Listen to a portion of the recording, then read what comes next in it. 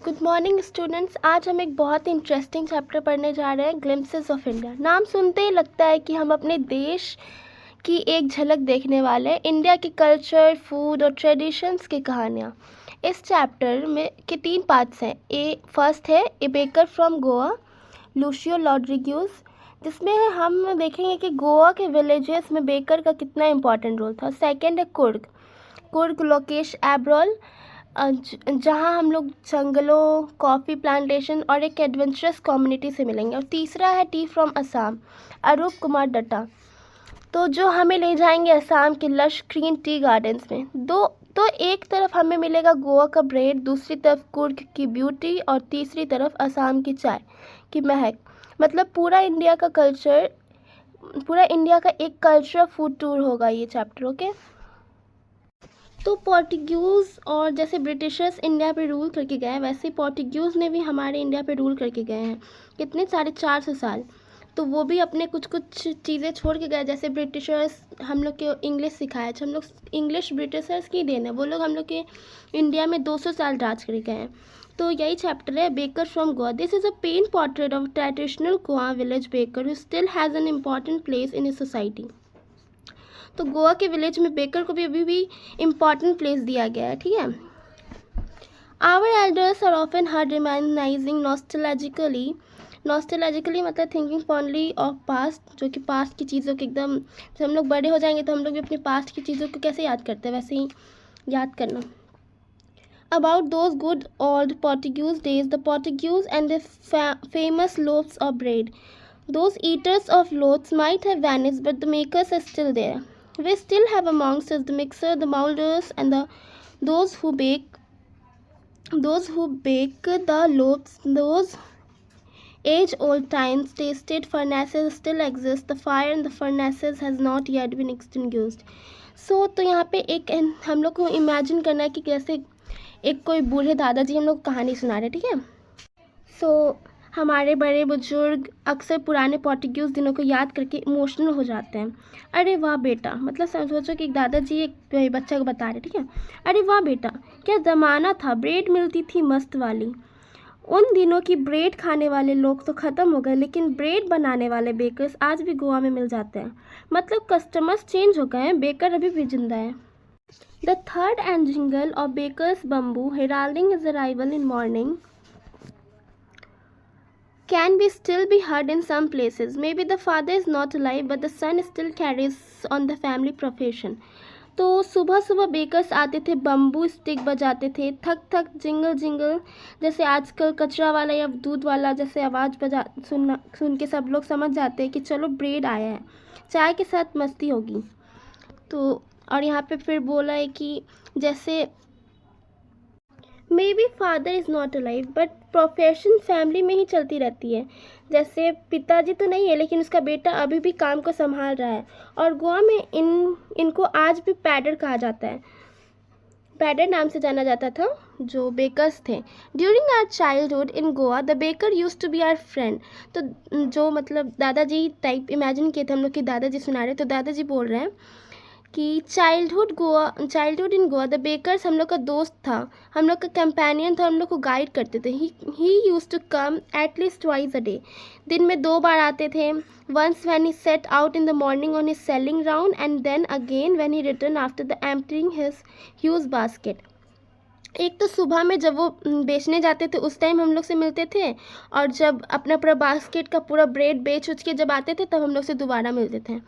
The jingling thud of his bamboo woke us up from sleep, and we ran to meet and greet him.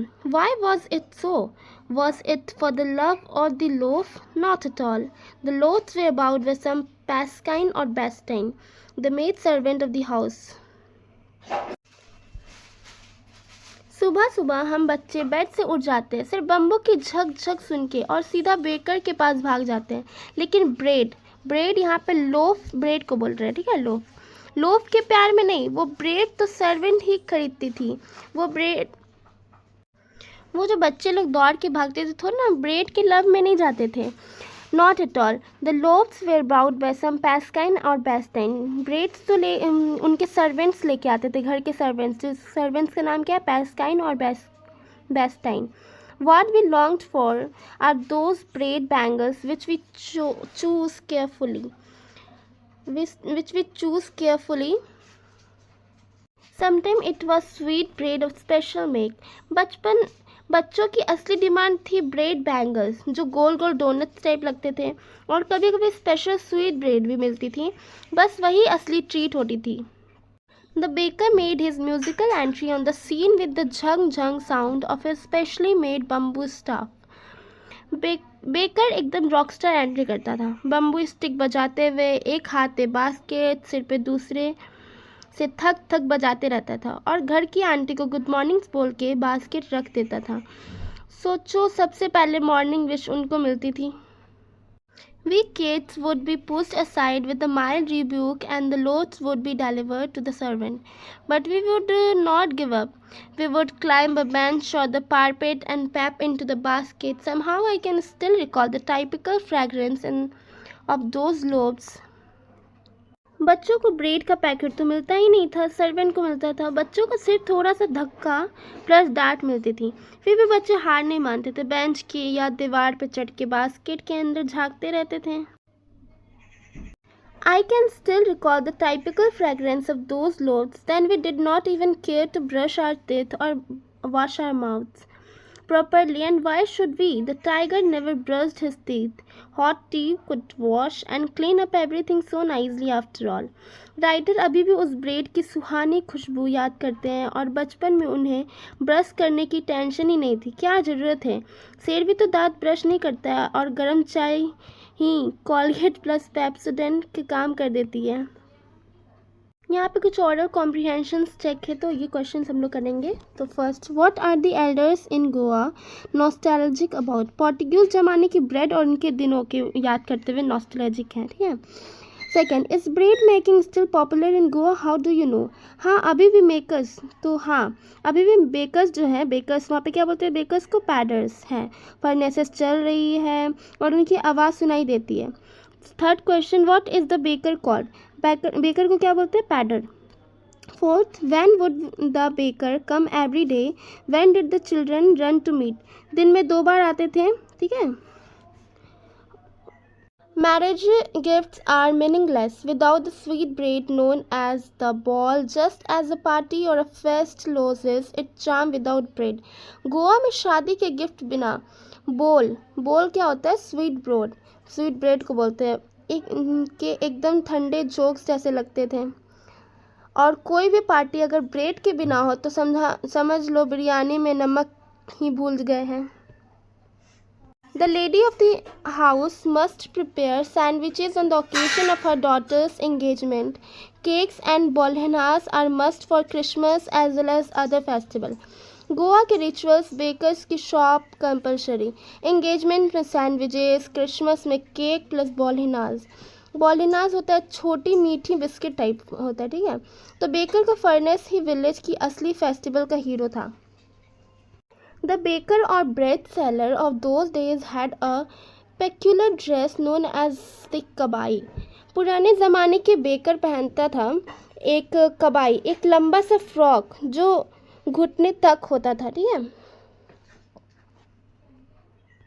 Writer के बचपन में bakers shirt plus 3/4 pants type चीज़ पहनते थे, not full pant not half pant, ठीक है। आज भी अगर कोई आदमी घुटने तक की हाफ पैंट पहनता है तो लोग बोलते अरे वाह, पैडर लग रहा है ये तो। The baker usually collected his bills at the end of the month. Monthly accounts used to be recorded on some wall in pencil. उस टाइम बेकर्स ने एकदम क्रेडिट सिस्टम चलाया था। बिल महीने के एंड में अकाउंट्स लिखते थे दीवार पर पेंसिल से, जैसे आज लोग फ्रिज पे मार्कर से लिस्ट चिपका देते हैं। Baking was indeed a profitable profession. Their plum physique was an open testimony to this. उस टाइम बेकिंग एकदम प्रॉफिटेबल बिजनेस था। बेकर्स की फैमिली कभी भूखी नहीं रहती थी, हमेशा खुश, हेल्दी, और हेल्दी मतलब हेल्दी प्लस एक्स्ट्रा हेल्दी। उनकी गोल मटोल बॉडी खुद ही प्रूव करते थे कि रोज़ी रोटी मस्त चल रहा है। आज भी गोवा में अगर कोई थोड़ा जैकफ्रूट टाइप गोलू होता है तो लोग बोलते हैं अरे बेकर जैसा लग रहा है। Even today, any person with a jackfruit-like physical appearance is easily compared to a baker. तो चैप्टर यहाँ ख़त्म होता है, तो हम लोग यहाँ पे 2 मिनट का समरी सुनेंगे, ठीक है बच्चों। आज हम गोवा के बेकर के बारे में पढ़े हैं, ठीक है। तो सबसे पहले समरी बता रहे हैं। बेकर्स का आना, सुबह सुबह बेकर्स आते। पहले समझ लो कि गोवा में पहले पोर्टुगीज़ लोग रहते थे, उन्हें ब्रेड खाना बहुत पसंद था। इसी वजह से गोवा में बेकर्स की एक ट्रेडिशन शुरू हुई। पहला, बेकर्स का आना। सुबह सुबह बेकर्स अपनी बम्बू स्टिक लेकर आते थे। उस स्टिक से झक झक की आवाज़ आती थी। बच्चे उसकी आवाज़ सुनकर भाग कर उसके पास पहुंच जाते थे। सोचो बच्चों, उस टाइम चॉकलेट्स और चिप्स नहीं लेते थे, सबसे बड़ी एक्साइटमेंट थी ब्रेड बैंगल्स, जो बच्चों के लिए एक स्पेशल ट्रीट होती थी।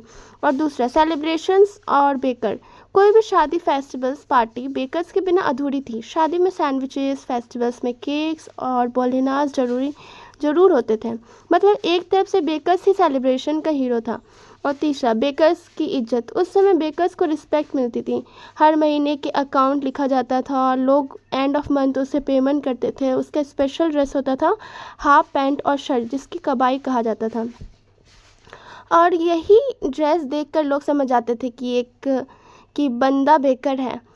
और ट्रेडिशंस आज भी है, गोवा में आज भी बेकर्स मिल जाते हैं। मतलब ये ट्रेडिशंस पुरानी होने के बावजूद आज भी जिंदा है। तो गोवा के बेकर हर सेलिब्रेशंस का इम्पॉर्टेंट पार्ट था। उसकी ब्रेड के बिना कोई भी फेस्टिवल्स या मैरिज कंप्लीट नहीं था। So thank you.